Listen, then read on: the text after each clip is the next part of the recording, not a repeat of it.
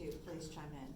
So, Lasenta, what is your biggest challenge as a female entrepreneur? Okay, so I'll tell the challenge when I first started, as compared to where I am today. Okay. So when I first started in construction, one of my biggest challenges, I felt like I had to always tell people that I knew what I was talking about. Like I always had to share that I knew construction, because a lot of times I worked in an industry with men who's been in construction 20 and 30 years, and I would come in as the project manager, which technically mean I was over them, and they didn't care what I had to say or what I thought. And so I had to learn how to work in that environment. And how I did that is I gave them their props. I know you know a lot about construction, because that's why you have that position. But in order for us to work together and make this a successful project for our client, who is the owner, we have to work together, leveraging my knowledge and your knowledge. So you as the site manager or superintendent and me as the project manager, we have to work together as a team if we want to deliver a successful project. So in doing that, I would go to them when I didn't know stuff, and I wasn't afraid to say I didn't know something. And a lot of times when we're in those higher up positions, we want everybody to know, oh yeah, I know what I'm talking about. And sometimes I didn't. And when I didn't, I knew who to go to. And I will say, there was times when they'll mess up in the field, and they'll have to come to me to clean it up in the office. If that makes sense. Yeah. So there's times that we've had to help each other in order to help the owner. So I think starting off, that was one of the most challenging, because I felt like I had to always prove myself, like I was enough, like I know what I'm talking about, like I know what that rebar and all of this, I felt like I had to, and I will say this to women who want to go in construction: know the trade. Because if you go in there and you don't know it, they're gonna eat you alive. So any industry you go in, learn all that you can. Be a sponge, just absorb. That's what I did. Like any opportunity I had to learn something new, even if it was managing facilities, or like I learned about the T5, T8, T12 light bulbs. I learned how to change them out. Like I would do the things nobody else wanted to do, because it helped me learn something more about the building.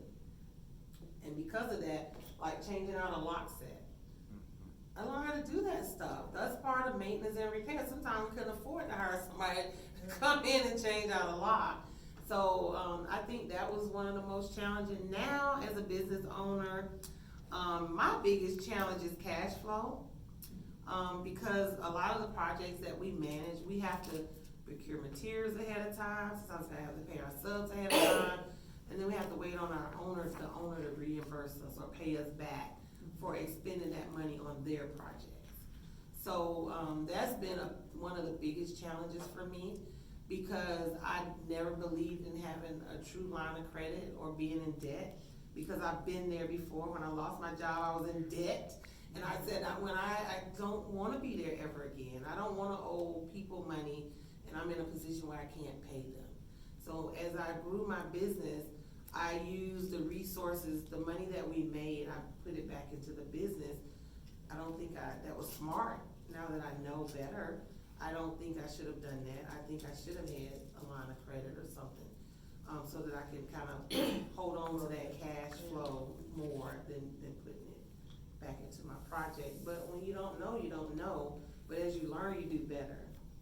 So I think that could be one of the challenges. Another thing I will say is just finding skilled laborers now, because our young people are not going into construction. Like they're not gravitating to it like we need them to. We have a lot of construction, computers, technology, but believe it or not, the new toilets flush on their own. They got you get up, they go, they flush, right? So somebody have to know how to create that technology. But our young people, even though we go out and we talk to them and we try to educate them on it, it doesn't seem interesting. We have to figure out a way to have interest our young people And we need electricians every day. Well, isn't that part of this big push we've had for the past 20 years is everybody has to go to college? Yeah. Well, everybody does not have to go to No, college. no. Only one of my 4 kids has a college degree, the rest of them either have certificates, Mhm. or they're in construction Yeah. or mechanics, and they're doing fine. I'll tell y'all, I love tech schools, Yeah. and I'm gonna tell you why. When I went to Midlands Tech, I was a single parent of 2 small kids. I was on welfare. I didn't really have a job. I worked work study at the school. But I graduated from Midlands Tech, and I got a job that paid me a salary, and I had benefits coming out of a tech school. And I had counterparts who were getting 4-year degrees from 4-year colleges and could not find a job. And they're in debt. And they're in debt. I graduated from Midlands Tech, y'all, I didn't owe nothing. Between the scholarships and the Pell Grant, thank God for that, and Mary Margaret Kendrick had this program called Women in Transition. And it was for women who were in a male-dominated industry and women who were single parents. That program not only helped me pay for childcare, it helped me pay for books, and whatever I didn't have money for in tuition, it covered that. And I got scholarships. I got one of the engineering scholarships at Midlands Tech because I had good grades. But I graduated debt-free and I got a job with benefits.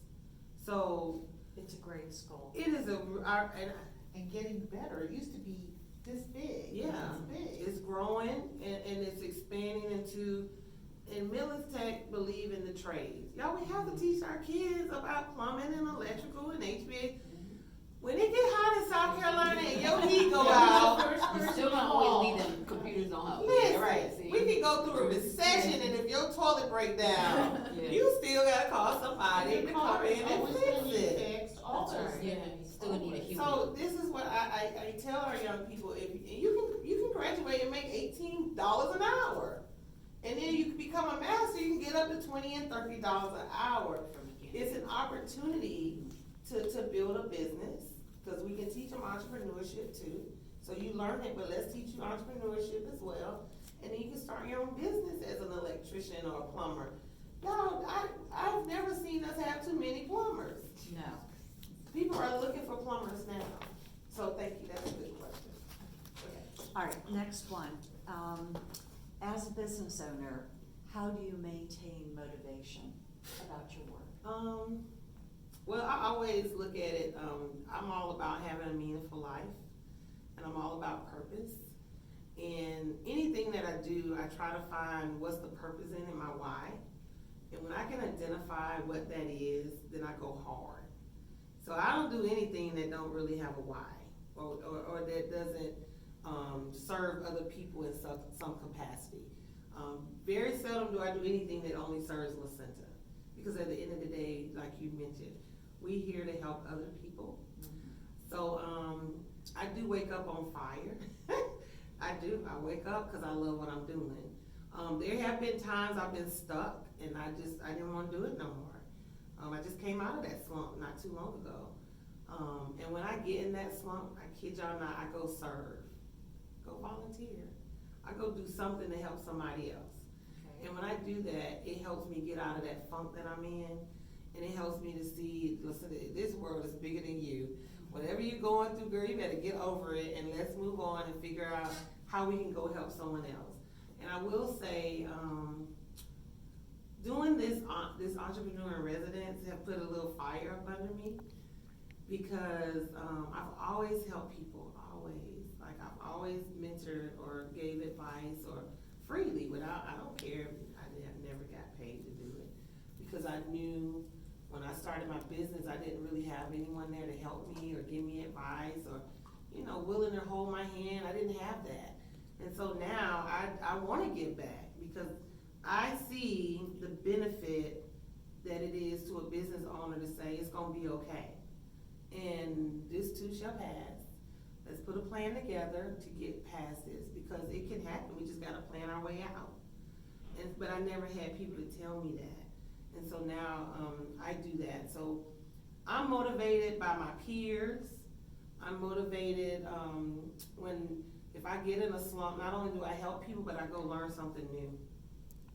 I'm like, okay, I'll sign up for an online class through entrepreneur.com for $29, learning digital marketing. Kid you not, like I'll do something that I just don't know how to do, and I'm like, well, maybe I'll just educate my little brain and figure out. Pump up the brain cells. Yeah, and I do, and it give me juice. That's a good idea. Yeah, or I'll go to an event that, I'm surrounded by other business owners who on fire, and the energy in the room, y'all, it just, you can't help but soak it in and figure out how to, go to the next step. But I've been stuck many a times, and I wanted to give up, and I haven't been motivated, or, I hate being broke. Oh God, that do something to you. It's really scary. It's so It's scary. Yeah. Oh God, Really scary. it's really scary. But I'll give you this: it will get better. But how does it get better? I always look. Okay, how did I get stuck in the first place? Mhm. What decisions did I make that caused me to be where I am today?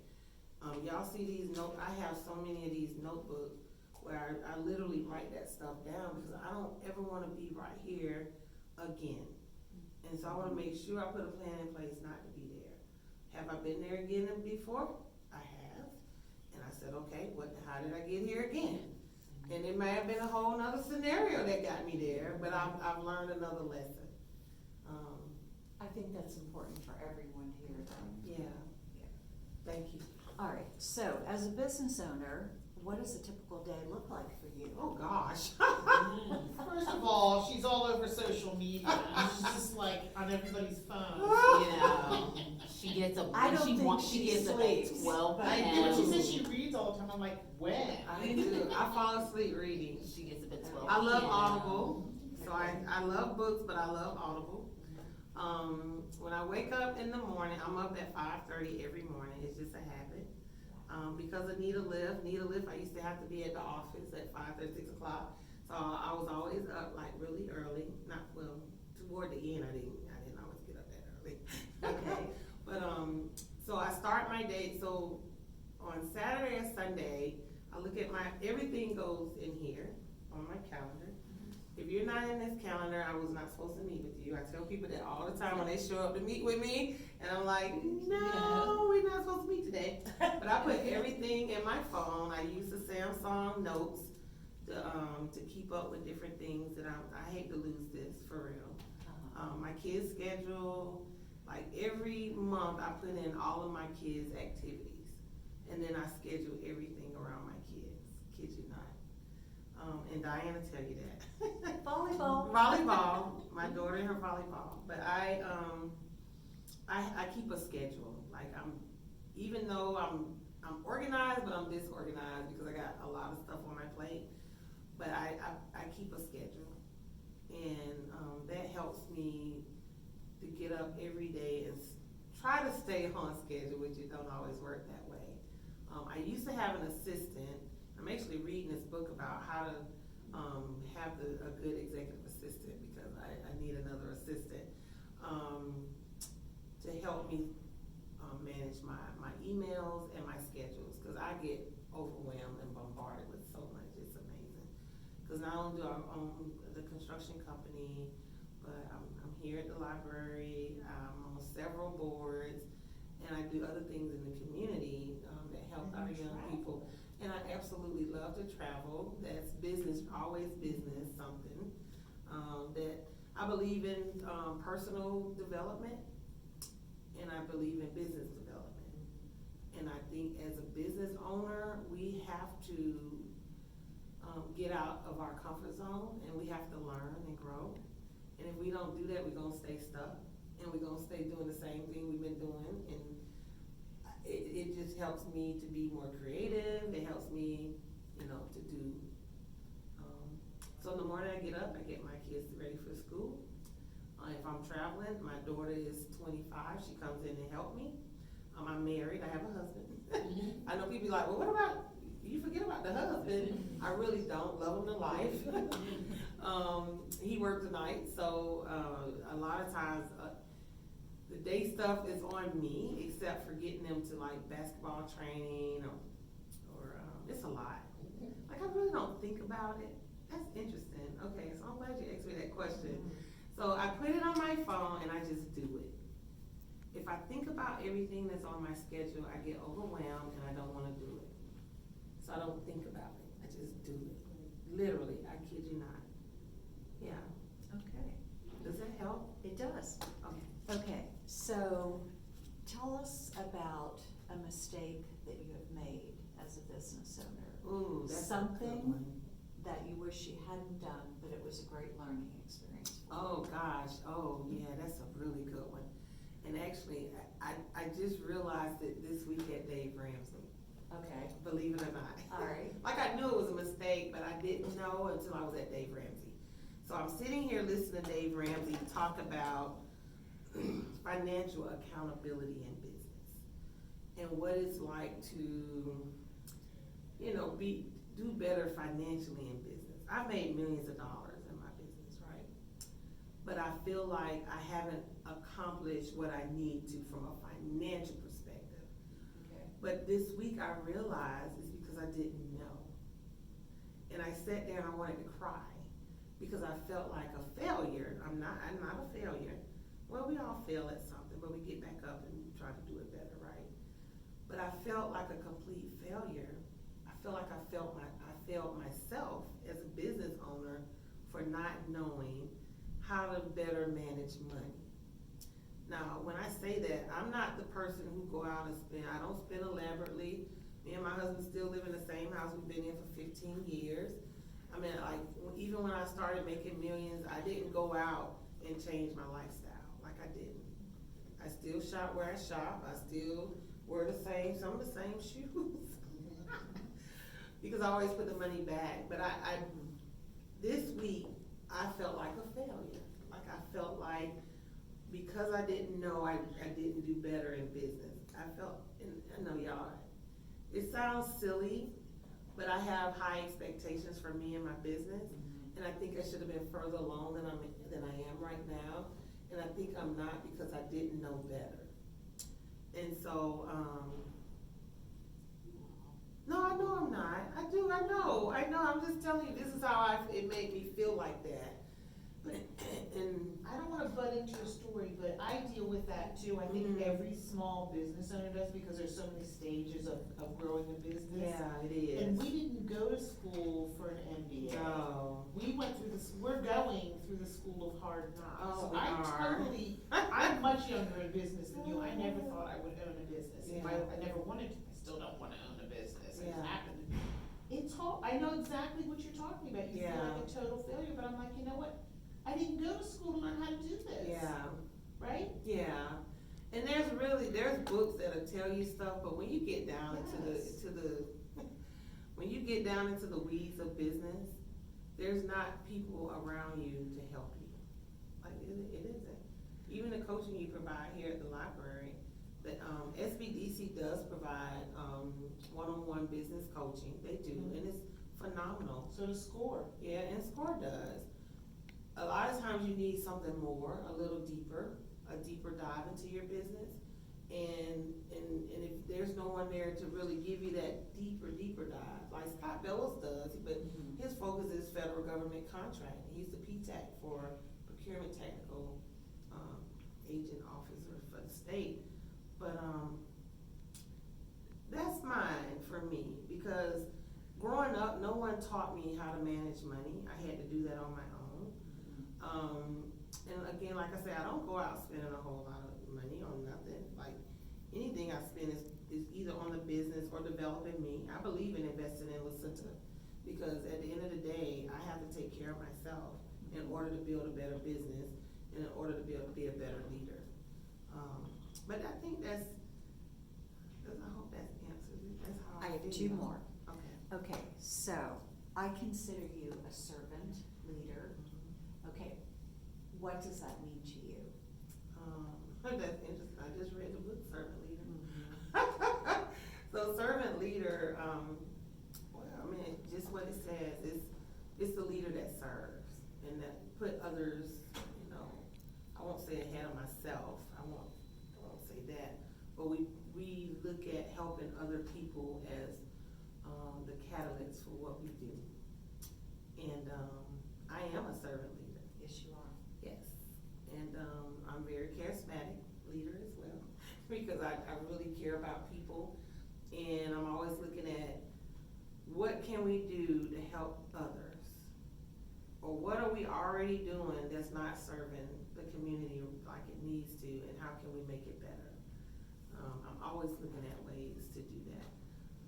I should own a nonprofit because I give a lot to the community, but I do it because it helps.